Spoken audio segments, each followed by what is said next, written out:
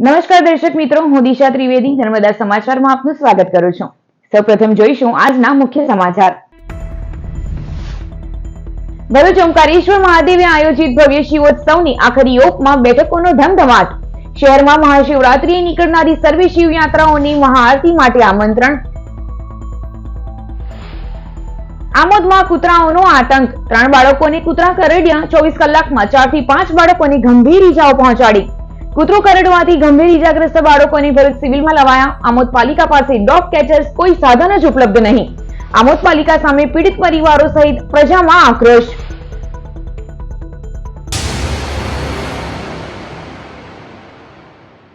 ભરૂચના મક્તમપુર સ્થિત પ્રાચીન ઓમકારેશ્વર મહાદેવ મંદિરના પટાંગણમાં આયોજિત ભવ્ય શિવોત્સવની બેઠકોના દોર વચ્ચે અપાતો આખરી યોગ।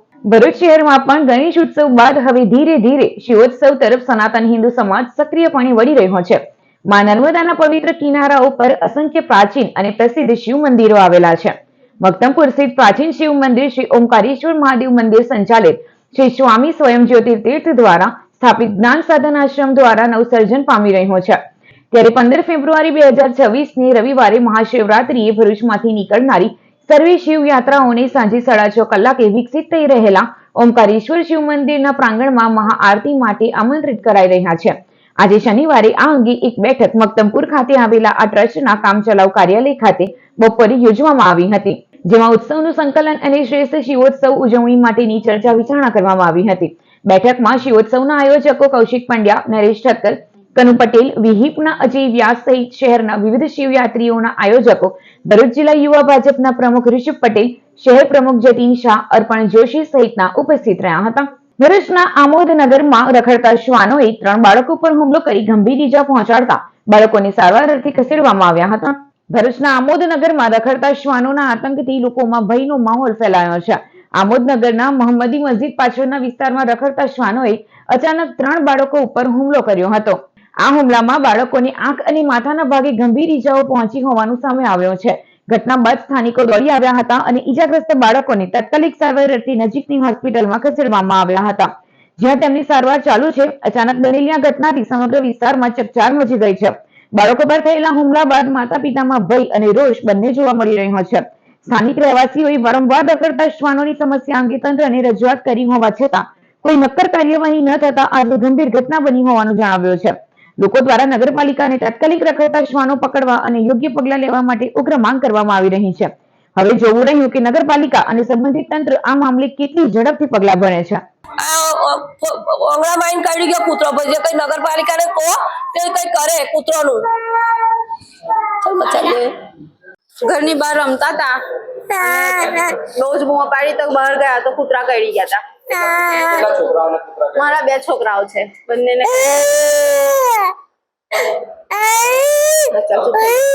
ભરૂચની પાલેજ પોલીસના સૂત્રોની માહિતી મળી હતી કે ટંકારિયા ગામે સોગરસા પીરની દરગાહની સામે મહેબૂબ ઇસ્માઇલ ઉમટા તેના પશુ બાંધવાના અડાડામાં ગૌવંશનું કતલ કરી વેચાણ કરે છે।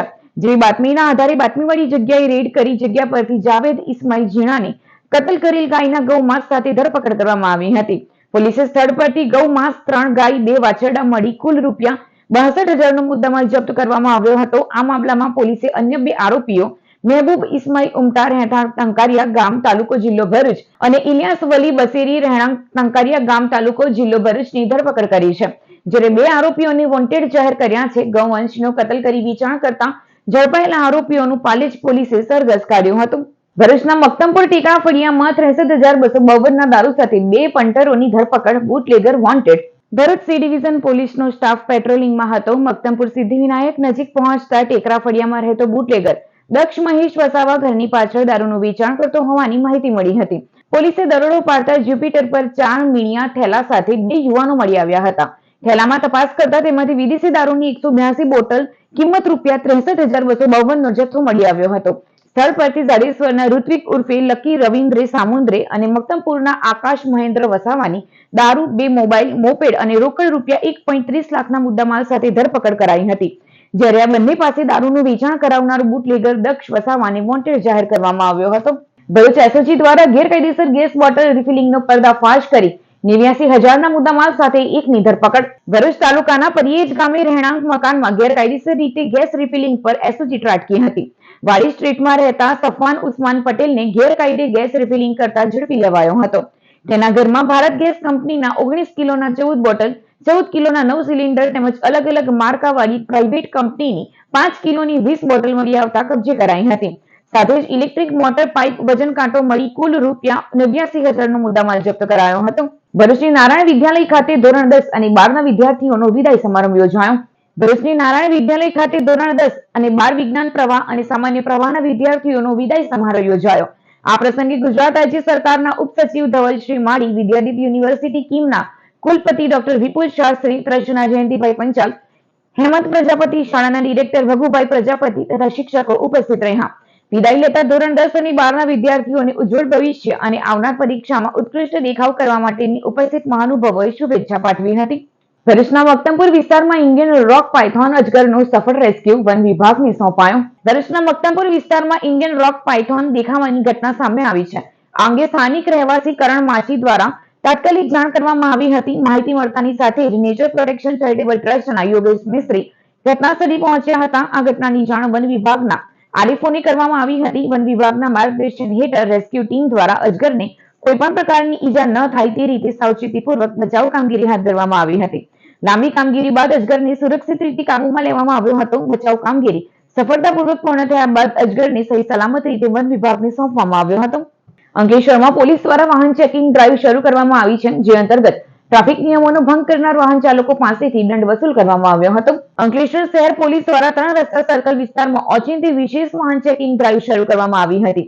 આ ડ્રાઈવ અંતર્ગત અનેક વાહન ચાલકો સામે દંડાત્મક કાર્યવાહી કરાઈ હતી. જિલ્લા પોલીસ વડાની સૂચના અનુસાર આ અભિયાન અંતર્ગત ટ્રાફિક નિયમોનો ભંગ કરનાર વાહન ચાલકો સામે સ્થળ પર જ દંડ વસૂલવાની કાર્યવાહી કરવામાં આવી હતી.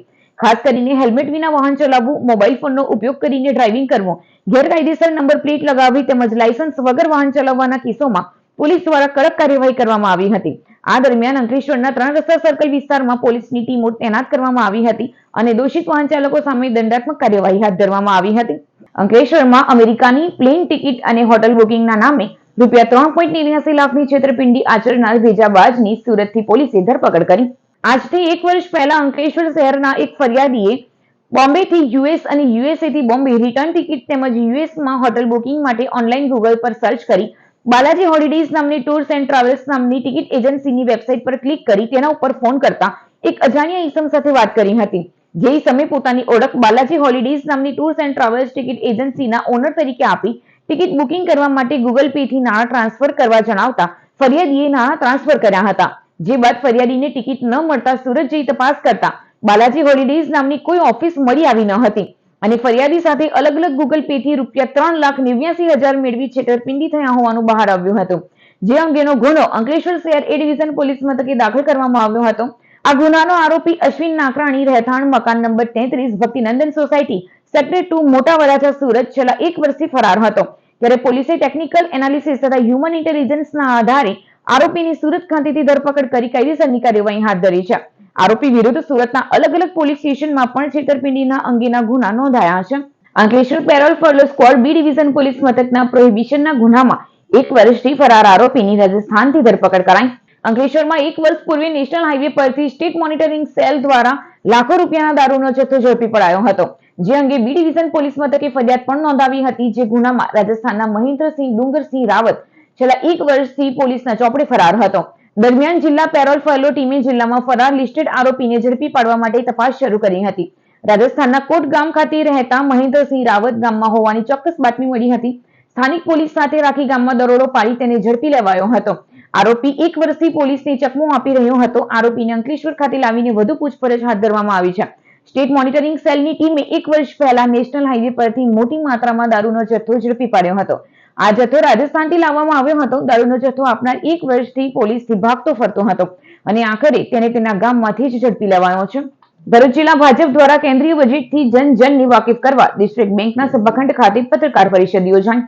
દેશના સામાન્ય બજેટથી જન સમુદાય જાણકાર થાય તે માટે ભરૂચ જિલ્લા ભાજપ દ્વારા યોજાયેલી પત્રકાર પરિષદમાં સુરતના પૂર્વ મેયર અને સાઉથ ઝોન ઇન્ચાર્જ જગદીશ પટેલે વડાપ્રધાન નરેન્દ્ર મોદીના નેતૃત્વમાં કર્તવ્ય ભવનમાં પહેલી વખત અને સતત 9મી વખત નાણામંત્રી નિર્મલા સીતારમણે રજૂ કરેલા બજેટને 2047ના વિકસિત ભારતના રોડ મેપ તરીકે લેખાવ્યું હતું.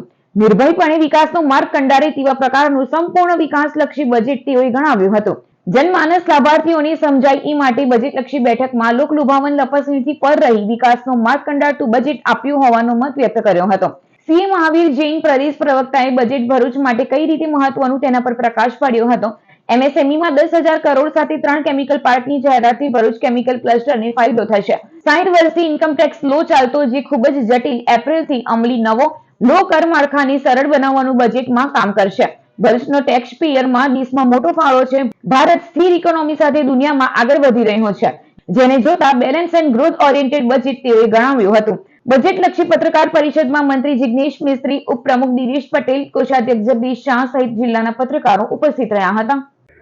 ગત તારીખ 1 ફેબ્રુઆરીના દિવસે આદરણીય વડાપ્રધાન માનનીય શ્રી નરેન્દ્રભાઈ મોદીના નેતૃત્વ હેઠળની આ સરકારે આદરણીય નાણામંત્રી નિર્મલાજી સીતારામન દ્વારા દેશના આગામી વર્ષના વિકાસનો નકશો કંડારતું સામાન્ય બજેટ જે રજૂ કર્યું અને એમાં તમામ વર્ગોની સુખાકારી અને સુવિધા માટે અનેક પ્રકારની ચિંતાઓ કરીને એને લક્ષીને જોગવાઈઓ કરવામાં આવી.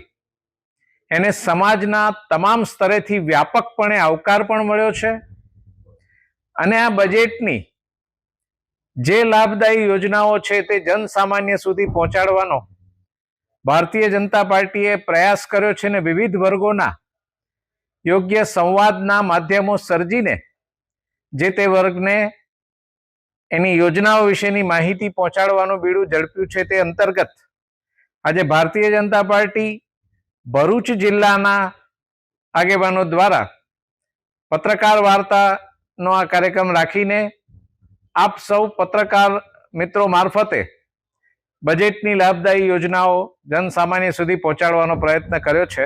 ભરૂચના જંબુસરના નોંધણા ગામે ખેતરોમાં પાણી ફરી વળતા ખેડૂતોના ઉભા પાકને વ્યાપક નુકસાન પહોંચ્યું છે, ત્યારે ખેડૂતો વળતરની માંગ કરી રહ્યા છે. ભરૂચના જંબુસર તાલુકાના નોંધણા ગામે ભર શિયાળામાં ખેતરો પાણીથી ભરાઈ જતા ખેડૂતોને ભારે નુકસાન વેઠવું પડ્યું છે. ખેતરોમાં પાણી ભરાઈ જતા ઉભા પાકને વ્યાપક નુકસાન થયું હોવાનું ખેડૂતો દ્વારા જણાવવામાં આવ્યું છે. જંબુસર નગરપાલિકાની અંડરગ્રાઉન્ડ પાણીની લાઇન ઓવરફ્લો થવાના કારણે આ પરિસ્થિતિ સર્જાઈ હોવાનું સામે આવ્યું છે. સારોદથી જંબુસર નગરને પીવાના મીઠા પાણી માટે બિછાવેલી લાઇનમાંથી પાણી લીકેજ થવાથી આજુબાજુના ખેતી વિસ્તારમાં પાણી ફરી વળ્યું છે. પાણી ભરાવાના કારણે કપાસ, તુવેર તેમજ દિવેલા જેવા પાકને ભારે નુકસાન થયું છે. મહેનત અને ખર્ચ પાણીમાં વહી જતા ખેડૂતોની હાલત કફોડી બની છે. અનેક ખેતરોમાં હજુ પણ પાણી ઉભું રહેતા પાક સંપૂર્ણપણે નાશ પામવાની ભીતિ સેવાઈ રહી છે. આ મામલે ખેડૂતો દ્વારા તંત્ર સામે રોષ વ્યક્ત કરવામાં આવ્યો છે અને નુકસાનગ્રસ્ત પાકનો તાત્કાલિક સર્વે કરી યોગ્ય વળતર ચૂકવવાની માંગ ઉઠાવવામાં આવી છે.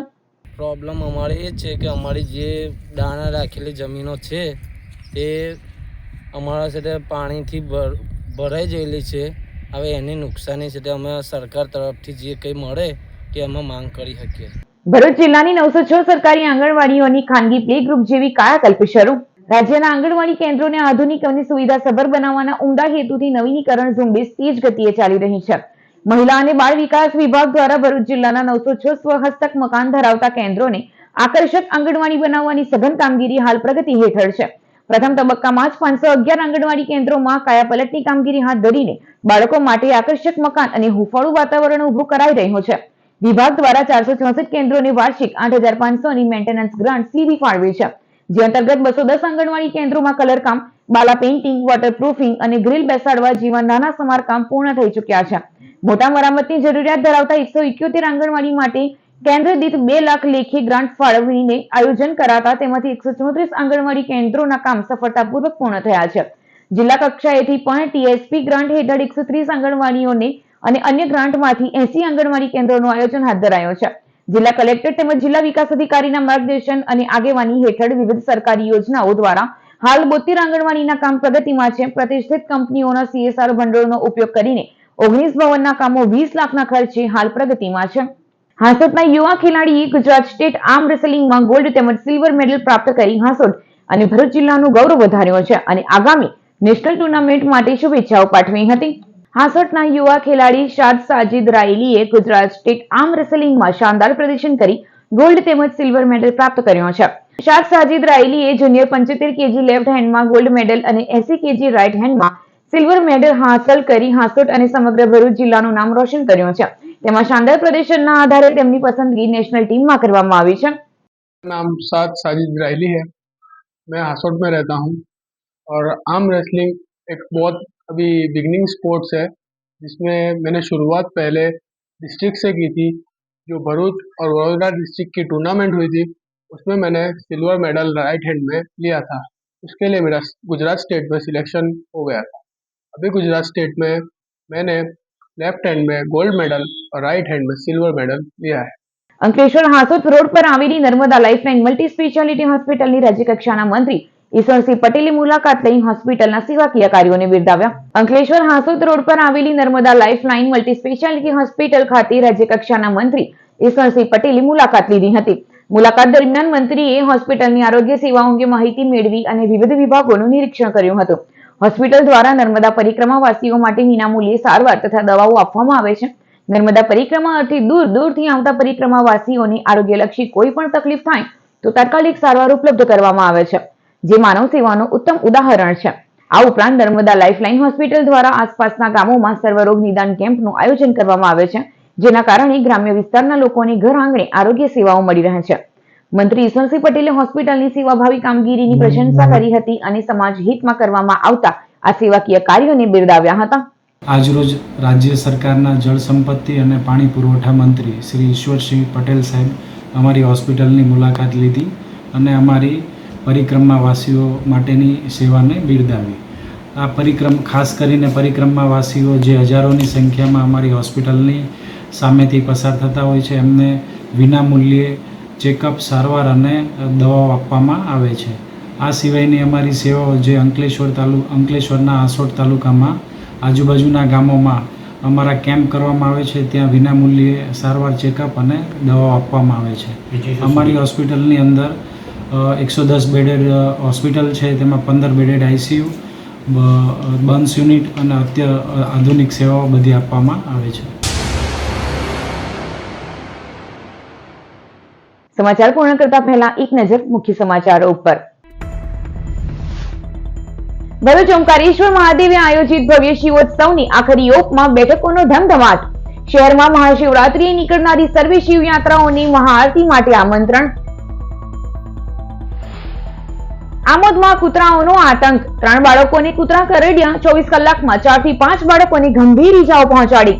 કૂતરો કરડવાથી ગંભીર ઈજાગ્રસ્ત બાળકોને ભરૂચ સિવિલમાં લવાયા. આમોદ પાલિકા પાસે ડોગ કેચર્સ કોઈ સાધન જ ઉપલબ્ધ નહીં. આમોદ પાલિકા સામે પીડિત પરિવારો સહિત પ્રજામાં આક્રોશ. તો આ હતા અત્યાર સુધીના નર્મદા સમાચાર. નવા સમાચારો સાથે ફરી મળીશું. નમસ્કાર.